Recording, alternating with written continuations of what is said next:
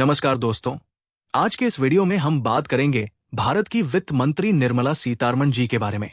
जानेंगे उनके जीवन, उनके करियर की यात्रा और कैसे उन्होंने देश की अर्थव्यवस्था में अहम भूमिका निभाई। तो आइए इस प्रेरणादायक शख्सियत की कहानी पर नजर डालते हैं।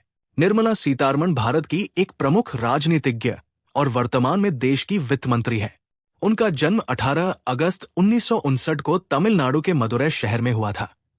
उनके पिता का नाम नारायणन सीतारमण और माता का नाम सावित्री सीतारमण था। निर्मला सीतारमण ने अपनी प्रारंभिक शिक्षा तिरुचिरापल्ली के सीता लक्ष्मी रामास्वामी कॉलेज से पूरी की और बाद में उन्होंने जवाहरलाल नेहरू विश्वविद्यालय से अर्थशास्त्र में एम.ए. और एम.फिल की डिग्री प्राप्त की। उन्होंने लंदन स्कूल ऑफ इकोनॉमिक्स से शोध कार्य भी किया। निर्मला सीतारमण का विवाह परकला प्रभाकर से हुआ है, जो एक आईएएस अधिकारी है। उनकी एक बेटी है जिसका नाम वांगमई है। निर्मला सीतारमण ने अपने करियर की शुरुआत एक शोधकर्ता और शिक्षक के रूप में की, लेकिन बाद में उन्होंने राजनीति में प्रवेश किया। वो भारतीय जनता पार्टी से जुड़ी और धीरे धीरे पार्टी में अपनी पहचान बनाई। निर्मला सीतारमण ने अपने राजनीतिक करियर में कई महत्वपूर्ण पदों पर कार्य किया है। वो 2014 से 2017 तक केंद्रीय वाणिज्य और उद्योग मंत्री स्वतंत्र प्रभार रही। इसके बाद 2017 से 2019 तक उन्होंने भारत की रक्षा मंत्री के रूप में कार्य किया। वो भारत की पहली महिला रक्षा मंत्री बनी, जो एक ऐतिहासिक उपलब्धि थी।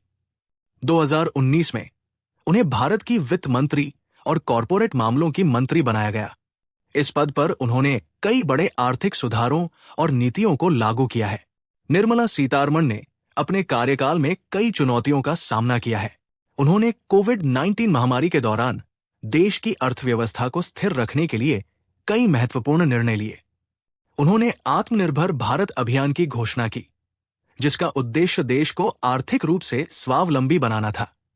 इसके अलावा उन्होंने जीएसटी और डिजिटल इंडिया जैसे महत्वपूर्ण अभियानों को आगे बढ़ाया। निर्मला सीतारमण को उनकी मेहनत, ईमानदारी और दृढ़ निश्चय के लिए जाना जाता है। वो एक कुशल वक्ता है और अपने भाषणों से लोगों को प्रभावित करती है।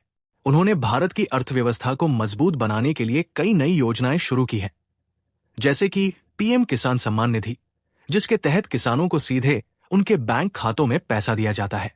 निर्मला सीतारमण ने अपने कार्यकाल में कई अंतर्राष्ट्रीय मंचों पर भारत का प्रतिनिधित्व किया है।